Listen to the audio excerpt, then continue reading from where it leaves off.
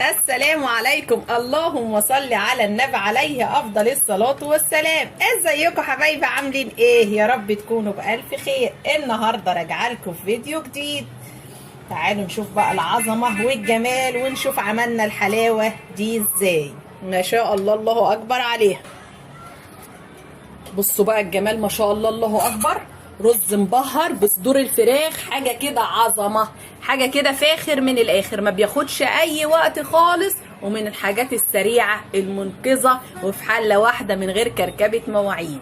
بصوا الجمال، بصوا الحلاوه، ما شاء الله، الله اكبر. الطبق بيتكلم عن نفسه. بصوا عظمه. في منت كده هتعمليه.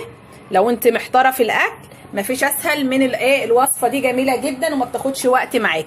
تعالي بقى من غير كتر كلام نصلي على الرحمن ونشوف عملنا العظمه والجمال ده ازاي. بس اوعي تنسي اللايك، اوعي تنسي تفعلي زر الجرس عشان يوصلك مني كل جديد. يلا بقى نشوف الطريقه يا حلوين، ونشوف عملنا الطبق الجميل العظمه والجمال ده ازاي. يلا بينا.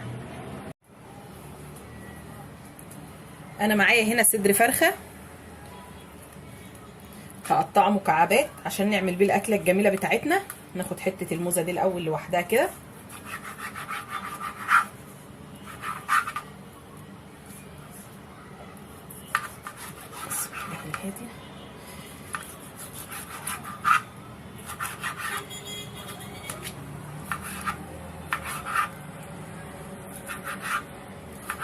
قطعت كل مكعبات كده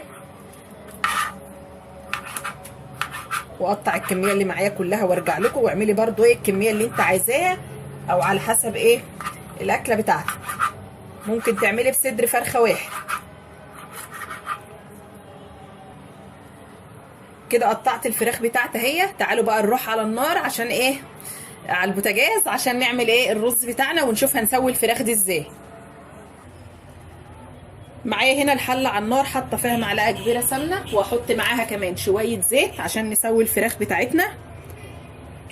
يعني معلقتين كبار كده زيت، واسيبهم لما يسخنوا حلو قوي معايا. السمنه مع الزيت سخنوا معايا، هنزل بالفراخ. بسم الله الرحمن الرحيم.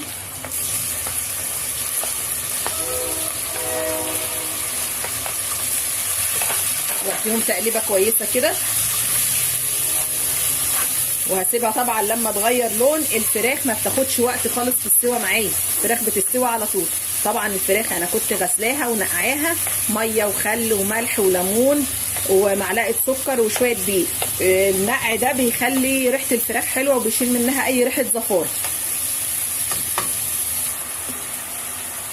هدي للفراخ رشه فلفل اسود، واديها كمان رشه بابريكا، يا مجرد بس تديها لون مش اكتر. واقلب.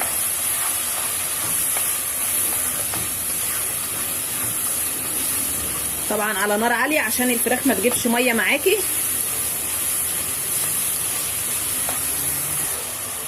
الفراخ كده يعتبر دخلت معايا في السوا. هشيل الفراخ عشان انا محتاجه السمنه والزيت.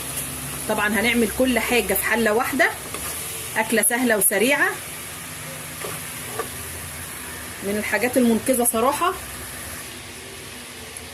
انا معايا هنا بصلايه،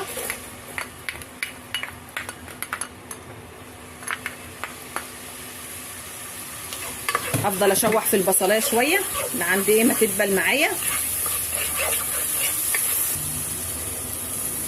البصلايه كده دبلت معايا. معايا هنا عود قرفه واتنين لومي ومكعب مرقه وملح، معلقه صغيره كركم، معلقه صغيره كاري، نص معلقه حبهان مطحون على ورق لورا، ونص معلقه بهارات. هنزل التوابل دي كلها، اديها تشويحه برده مع البصله عشان ريحتها تطلع معايا.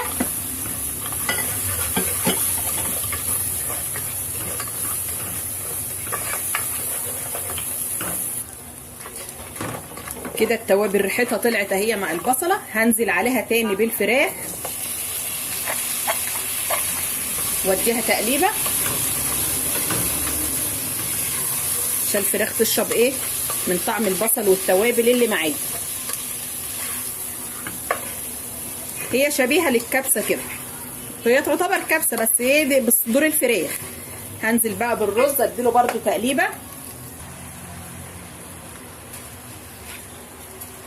اقلب الرز مع كل التوابل اللي عندي عشان ايه ياخد برده ويدي، وانا غلياله ميه.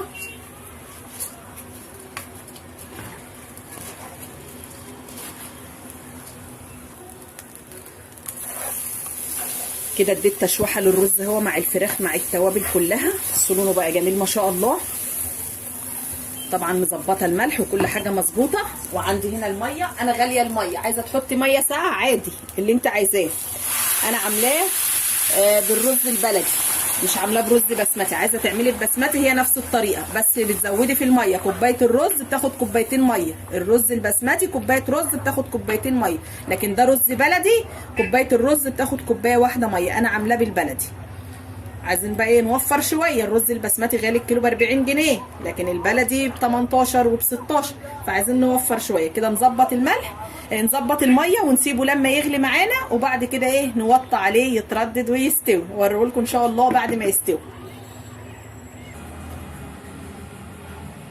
وادي يا حبايبي الرز بتاعنا بعد ما استوى ما شاء الله، الله اكبر عليه، مفلفل وجميل ما شاء الله. والفراخ واخده نفس اللون ومستويه طبعا، عشان عارفين ان الصدور بتاعه الفراخ ما بتاخدش وقت في السوى.